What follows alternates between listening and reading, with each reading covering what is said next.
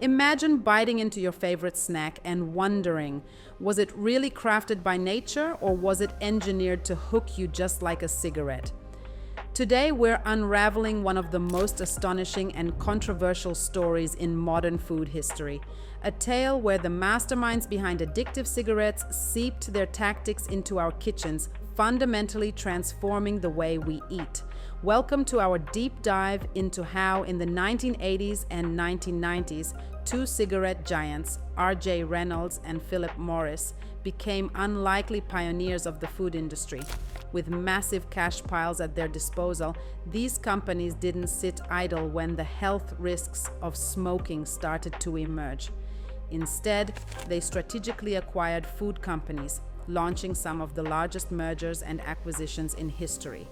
Their goal?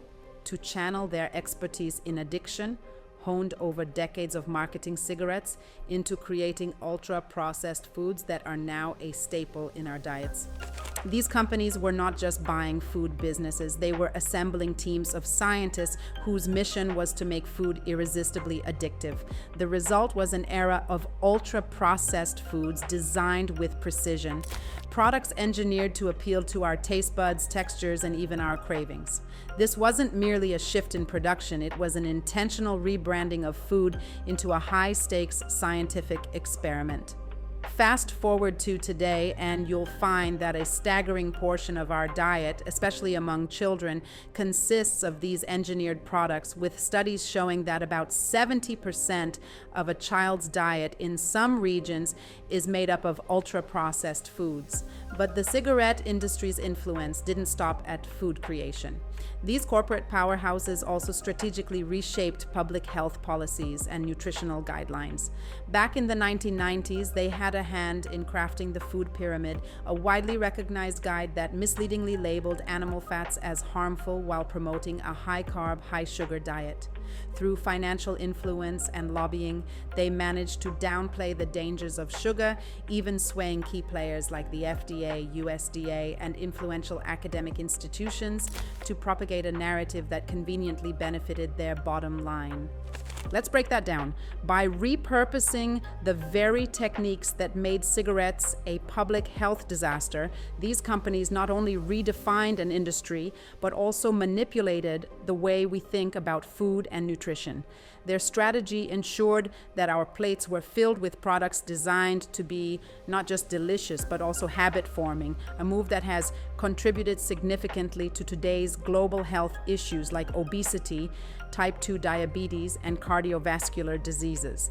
Digging deeper, researchers have traced the surge of ultra-processed foods back to these calculated moves. With fast-paced lifestyles and heavy marketing, our daily meals became less about wholesome nutrition and more about convenience and quick satisfaction.